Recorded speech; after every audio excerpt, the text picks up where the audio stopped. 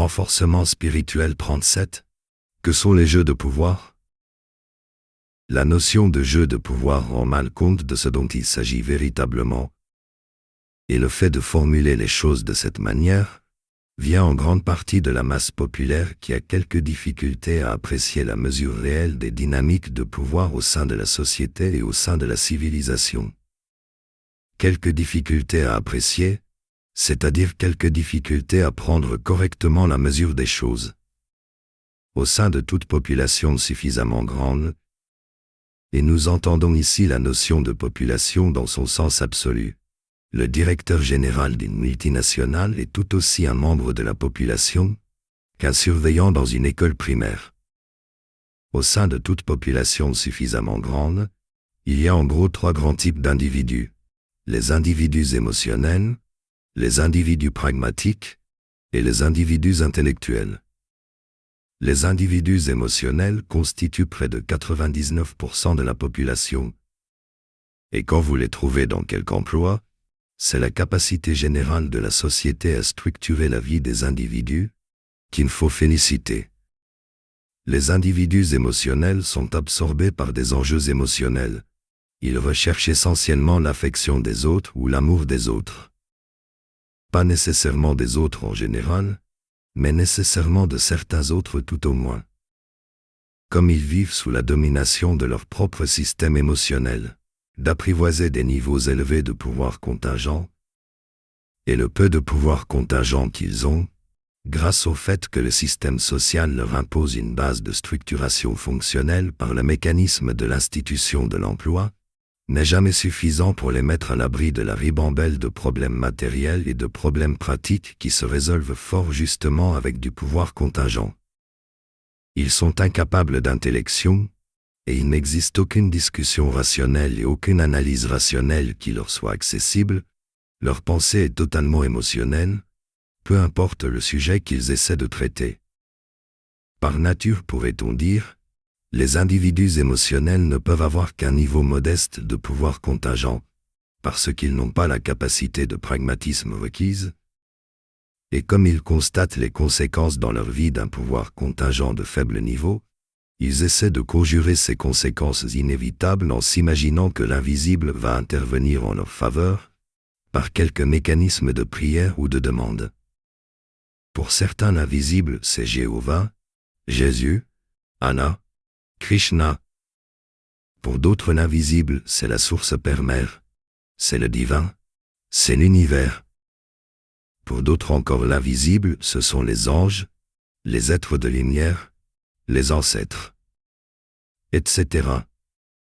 Les religions et les spiritualités sont peuplées en grande majorité d'individus émotionnels, et c'est plus de pouvoir contingent pour résoudre tout ça efficacement.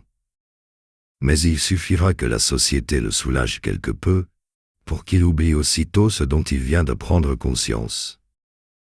Les individus pragmatiques, réellement pragmatiques, constituent un peu moins de 1% de la population. Certes, ils ont un émotionnel, mais leur système émotionnel ne les noie pas. Ils demeurent pleinement conscients de l'importance primordiale de conquérir et d'apprivoiser des niveaux solides de pouvoir contingent, et ils ont une capacité générale de pragmatisme suffisamment forte pour leur permettre d'être solidement efficaces dans la conquête et dans l'apprivoisement de niveaux solides de pouvoir contingent. Dans l'administration publique, vous les trouverez dans des postes de direction ou en ascension irrésistible vers des postes de direction. Dans le domaine des compétences, vous les trouverez en tant qu'experts du plus haut niveau dans les domaines qu'ils auront investis. Dans le domaine du business et du commerce, ils savent conduire leurs efforts et exploiter les possibilités du système pour se retrouver propriétaires ou actionnaires majeurs de solides business ou de solides commerces. Pour eux, la conquête et l'apprivoisement des niveaux élevés de pouvoir contingent est un enjeu supérieur à n'importe quel enjeu émotionnel. Ce qui ne les empêche pas de prendre du plaisir, de la joie et du bonheur. Dans des activités ou dans des surtout des intellects suffisamment brillants et suffisamment puissants pour conduire des travaux aboutissant à de nouvelles connaissances fondamentales et à de nouvelles technologies puissantes. Ils représentent moins de 0,1% de la population. Et cependant, c'est leur travail intellectuel, ce sont leurs travaux intellectuels qui font avancer la civilisation. Parce que le développement d'une civilisation repose essentiellement sur le développement des connaissances et des technologies. Quand un individu intellectuel est payé confortablement pour la poursuite pure de ses travaux intellectuels et pour la transmission des connaissances qu'il maîtrise. Comme enseignant et chercheur donc. Indépendamment des retombées économiques immédiates de ses travaux intellectuels. Il se trouve dans la meilleure configuration possible. Quand un individu intellectuel doit s'occuper de générer de l'argent par son activité intellectuelle. Comme auteur et conférencier par exemple. Il se trouve dans une configuration qui le freine. Les individus intellectuels n'éprouvent pas un intérêt consistant par rapport à la perspective de conquérir et d'apprivoiser du pouvoir contingent de niveau élevé. Ou du moins leurs travaux de recherche et leurs activités d'enseignement sont plus importants que n'importe quelle démarche visant spécifiquement la recherche de plus de pouvoir contingent. Ce n'est pas une disposition émotionnelle. Cela n'a rien à voir avec les individus émotionnels qui sont surinvestis dans des enjeux émotionnels et chez lesquels les enjeux émotionnels éclipsent la perspective de conquérir et d'apprivoiser du pouvoir contingent. Technologie est fondamentalement plus important pour la civilisation que l'accumulation d'un niveau personnel élevé de pouvoir contingent et contribuer significativement au développement des connaissances et des technologies est une dynamique plus importante pour eux que n'importe quoi d'autre. Qu'en est-il des jeux de pouvoir? Des vrais jeux de pouvoir? Il est le fait des individus pragmatiques ayant réussi à maîtriser des niveaux majeurs de pouvoir contingent et se servant de leur pouvoir contingent majeur pour continuer de conquérir et d'apprivoiser encore davantage de pouvoir contingent. Pour un individu pragmatique, le pouvoir contingent est la chose la plus importante dans l'existence. Et donc les activités de conquête et d'apprivoisement du pouvoir contingent sont les activités les plus importantes dans sa perspective. Pour un individu émotionnel, ce sera n'importe quoi d'émotionnel qui occupera cette position.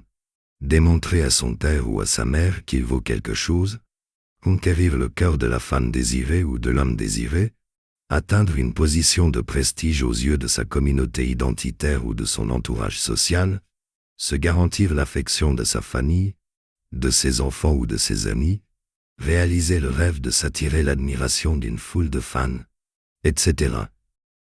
Les individus émotionnels n'ont souvent qu'un niveau mineur ou qu'un niveau médian de pouvoir contingent. Et donc ils n'ont généralement pas le pouvoir d'affecter quoi que ce soit dans la société au-delà d'eux. Société à l'échelle des villes, des régions et des pays. Quand ils sont simplement occupés à utiliser leur pouvoir contingent majeur, dans le seul but général d'essayer de conquérir et d'apprivoiser plus de pouvoir contingent, cela aussi génère un impact significatif sur les dynamiques de la société à quelque échelle.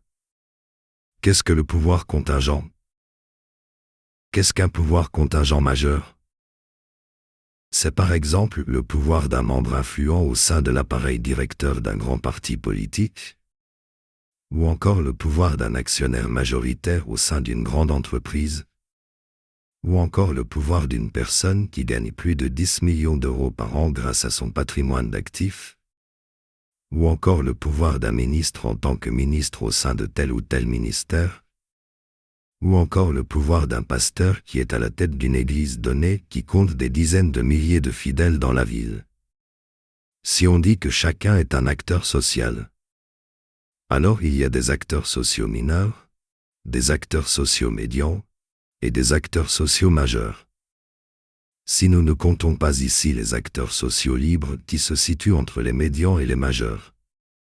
Ce sont les individus pragmatiques ayant le mieux réussi dans la conquête et l'apprivoisement d'un pouvoir contingent élevé, qui sont les acteurs sociaux majeurs. Que sont les jeux de pouvoir? La plupart des acteurs sociaux majeurs n'ont aucune vision précise et aucune vision structurée sur comment la société devrait être. Et que si on vous bombardait tout de suite président de la République ou président de l'Union européenne, vous n'aurez aucune idée de ce qu'il faut faire en pratique, parce que vous constateriez instantanément que la réalité des problèmes factuels à gérer est infiniment plus complexe que l'image romantique vague et générale que vous avez des problèmes de la société. Et techniquement vous seriez davantage en situation d'incompétence irrattrapable, plutôt qu'en situation d'omniscience. Même si en général dans vos critiques contre le système, vous avez le sentiment que vous seriez plus compétent à la place des actuels dirigeants. La plupart des acteurs sociaux majeurs ne s'occupent nullement de diriger le monde, ni de contrôler le monde. Bien que vous puissiez avoir l'impression de l'exact inverse. Ce qui se passe, c'est précisément ceci. Le pouvoir contingent majeur signifie quelques degrés de contrôle sur les marchés, ou quelques degrés de position dominante sur les marchés, ou quelques degrés de présence significative sur les marchés. Il s'agit de marchés, c'est-à-dire de quelques modalités du client ou du consommateur, dans la plupart des configurations du pouvoir contingent, mais dans d'autres configurations il s'agira de réseaux. Mais la logique générale est toujours la même, coloniser techniquement et psychologiquement des parts de population pour en faire des clients, des consommateurs, des acheteurs, des locataires, signifie s'occuper d'établir, de protéger et d'accroître quelques niveaux de contrôle sur quelque sorte de marché. Ce sont seulement les acteurs sociaux mineurs et médians qui vivent cela comme des opérations concertées de domination du monde, ou comme une activité délibérée de diriger le monde. Au niveau humain terrestre, aucun individu et aucun groupe d'individus n'a suffisamment de pouvoir contingent pour qu'on puisse dire qu'il s'agit de l'individu ou du groupe d'individus qui dirige le monde.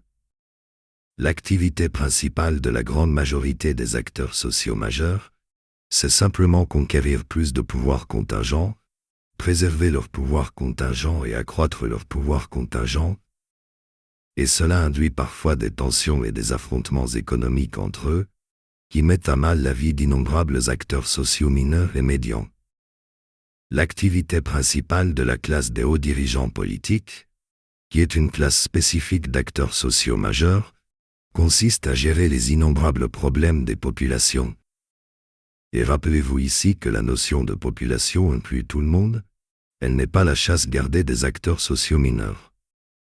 Non, la classe des hauts dirigeants politiques ne crée pas ces problèmes. Et cependant, par définition, c'est à elle que revient la charge de gérer ces problèmes. Sensei Cyril Ndonyasu.